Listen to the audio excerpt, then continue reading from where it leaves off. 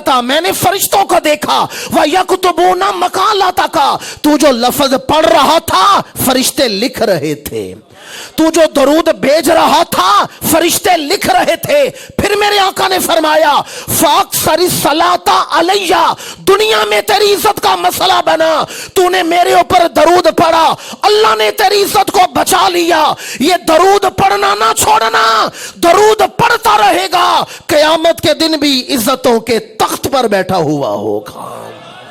वलिल्लाहिल इज्जतु वली रसूलिही, अल्लाह भी इज्जत वाला है, अल्लाह का रसूल भी, बस सारे शामिल हो जाए, अल्लाह का रसूल भी।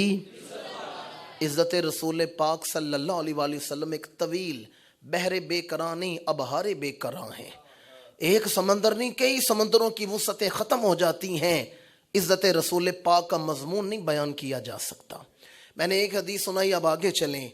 दो जिहते मैंने बयान की, वलिल्लाहिल इज्जतु, अल्लाह इज्जतों का मालिक है, वली रसूल ही, इज्जतें उसके रसूल के दरवाजे से अता हो रही हैं। अब मेरी गुफ्तगू का ये पहलू जो मतमाए ख़ास है, मतमाए नज़र है कि वो कौन लोग हैं जिन्हें सच्ची इज्जतें अता की गईं, वो कौन लोग थे जिन्हें दो जहां की सच्ची इज्जतें नसीब हुई।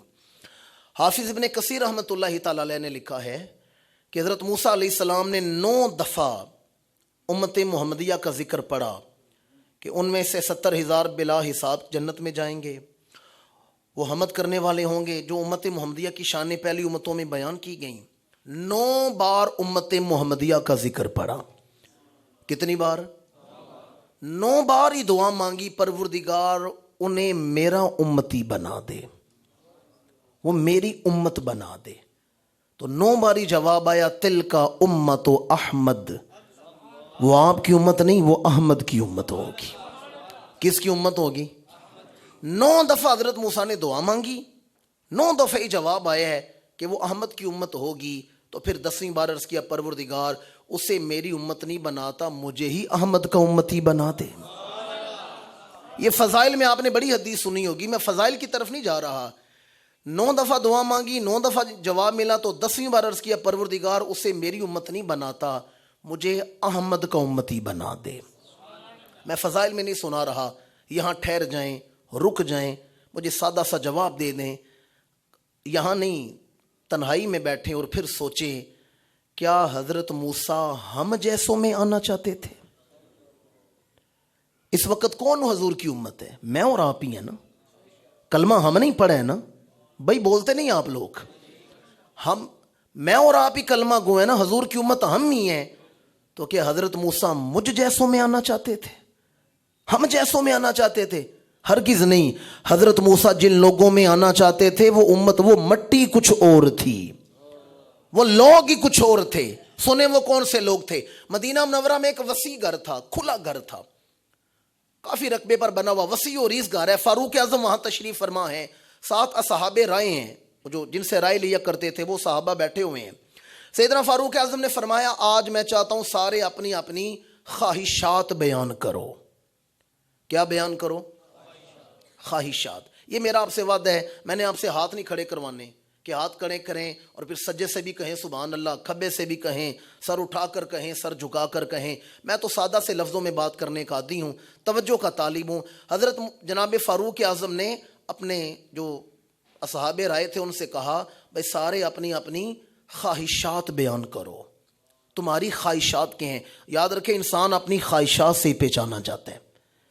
जो इंसान की ख्वाहिश है, आप यहाँ बैठे गुफ्तगू सुन रहे हैं, दिन में कितनी ख्वाहिशात लेकर बैठे हैं जो गुफ्तगू सुन रहे हैं। मैं आपके सामने गुफ्तगू कर रहा हूँ, दिल में कितनी ख्वाहिशात लेकर बैठा हूँ जो गुफ्तगू कर रहा हूँ। तो हर आदमी का सीना ख्वाहिशात से भरा हुआ होता है। फरमाया अपनी अपनी ख्वाहिशात बयान करो। एक सहाबी खड़े हुए, उन्होंने कहा मेरी ख्वाहिश है, ये इतना बड़ा वसी और इस घर है, काश ये घर सोने और चांदी से भरा हुआ होता, इतना सोना चांदी होता, मैं उसका मालिक होता और वो सारा सोना चांदी मैं अल्लाह के रास्ते में सदका कर देता।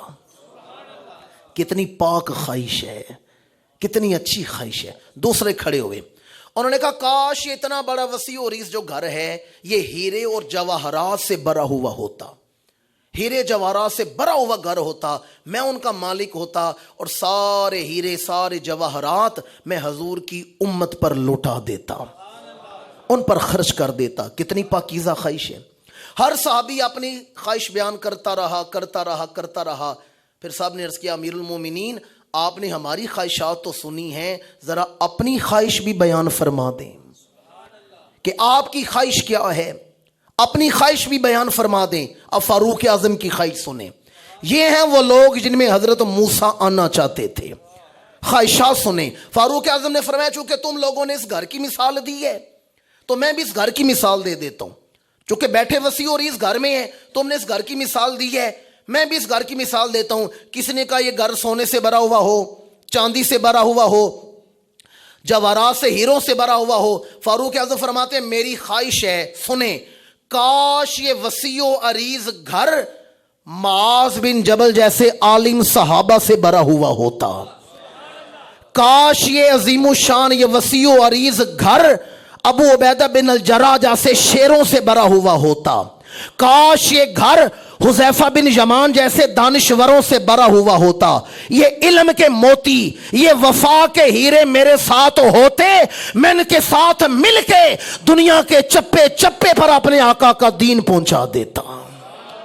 دیکھیں خواہشات کیا ہیں۔